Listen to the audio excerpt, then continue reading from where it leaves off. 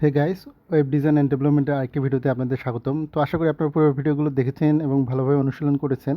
আমরা আজকে শিখব যে গ্রেডিয়েন্ট ইন ওয়েবসাইট।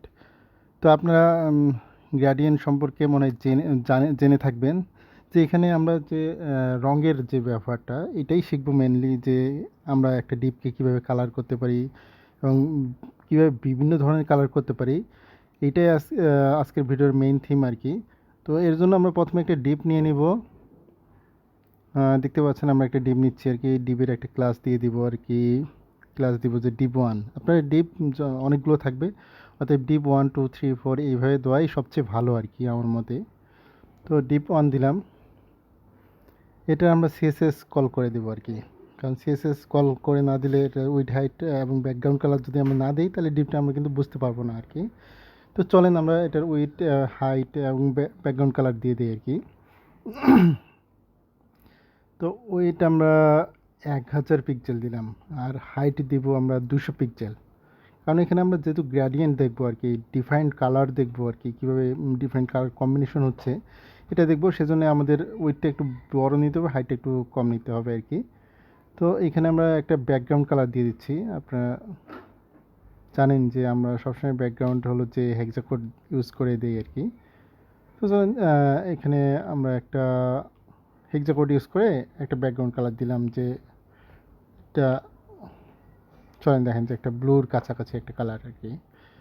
তো আপনারা দেখতে পাচ্ছেন ডিপটা কিন্তু ব্লক লেভেল এলিমেন্ট কিন্তু পুরো জায়গাটাই নিয়ে নিচ্ছে, কিন্তু যতটুকু এরিয়া আসছে দেখেন যে এখন আমাদের গ্রেডিয়েন্ট আমরা দুইটা কালার নিয়েছি, এই জন্য কিন্তু দুইটা কালার শো করতেছে। তো চলেন আমরা আরেকটা কালার নেই, আমরা 3-4টা কালার নিই আর কি, তাহলে 3-4টা কালারই কিন্তু শো করবে এখানে আর কি। চলেন আরেকটা কালার, দেখেন যে আরেকটা কালার চলে এসেছে মাঝখান দিয়ে আর কি। আপনারা দেখতে পাচ্ছেন উপরে একটা, মাঝখানে একটা, নিচে একটা গাঢ় কালার আর কি।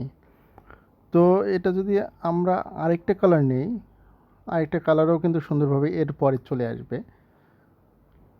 তো আশা করি আপনারা বুঝতে পেরেছেন। এটার জন্য আপনার কিন্তু লিনিয়ার গ্রেডিয়েন্ট নিয়েছি আর কি। গ্রেডিয়েন্ট কিন্তু দুই প্রকার, লিনিয়ার গ্রেডিয়েন্ট এবং হলো রেডিয়াল গ্রেডিয়েন্ট।